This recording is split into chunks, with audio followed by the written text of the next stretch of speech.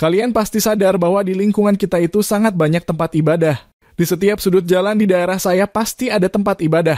Dan pada saat perayaan hari besar keagamaan, tempat ibadah itu dipenuhi oleh warga sekitar.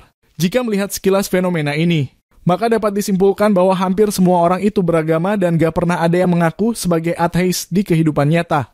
Apakah ini berarti bahwa di kehidupan nyata atau di kehidupan bermasyarakat gak ada satupun orang yang ateis? Atau orang ateis pun diam-diam rajin ibadah atau pura-pura ibadah?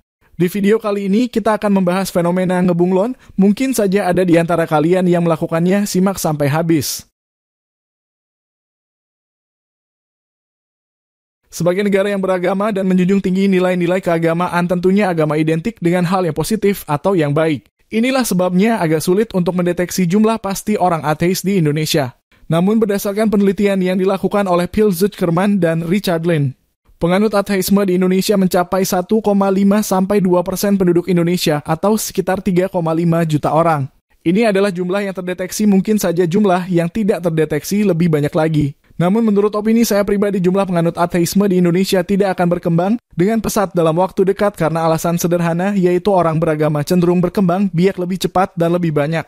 Dan jika mereka mempunyai banyak anak, maka mereka akan mendoktrin anaknya dengan ajaran agama sehingga anaknya otomatis akan menjadi orang yang beragama juga.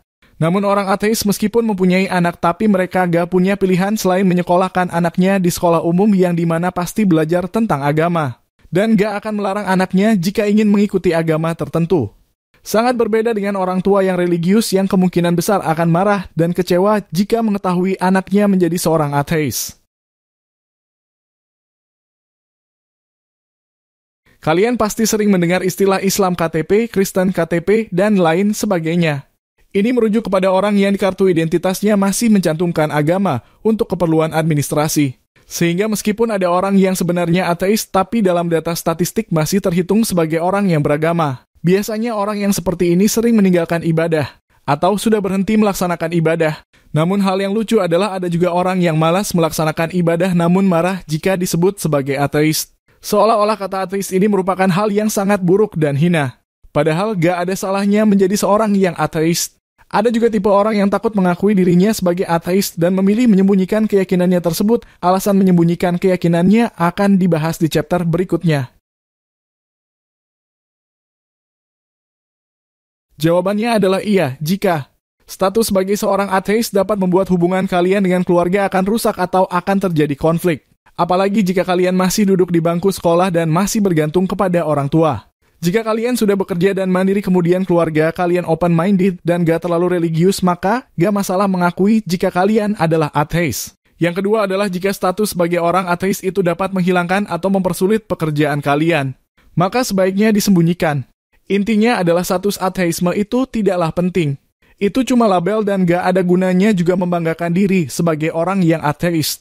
Gak ada gunanya mengajak orang menjadi ateis. Jadi sebisa mungkin hindarilah berdebat dengan orang beragama meskipun kalian merasa benar dan argumen kalian lebih logis dan lebih didukung oleh bukti ilmiah.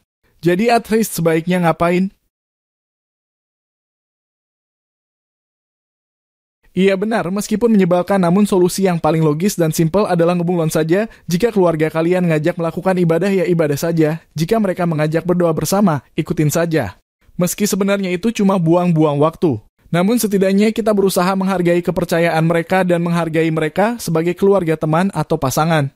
Ingat, label ateisme itu tidak penting. Mempertahankan interaksi sosial yang sehat jauh lebih penting dari sekedar label. Solusi selanjutnya adalah jika kalian mempunyai banyak uang maka mending pindah negara saja. Pindah ke negara yang sekular. Negara yang tidak menganggap agama adalah hal yang penting. Kemungkinan besar hidup sebagai ateis di sana lebih nyaman. Namun tentunya gak semua orang bisa melakukan hal ini. Jadi jika kalian adalah seorang yang ateis dan masih harus tinggal di Indonesia, maka sebaiknya ngebunglon saja. Pura-pura jadi orang yang beragama. Menggunakan status agama di kartu identitas kalian. Sebisa mungkin menghindari debat dengan orang beragama. Dan selalu ingat bahwa status ateisme itu tidak penting sama sekali.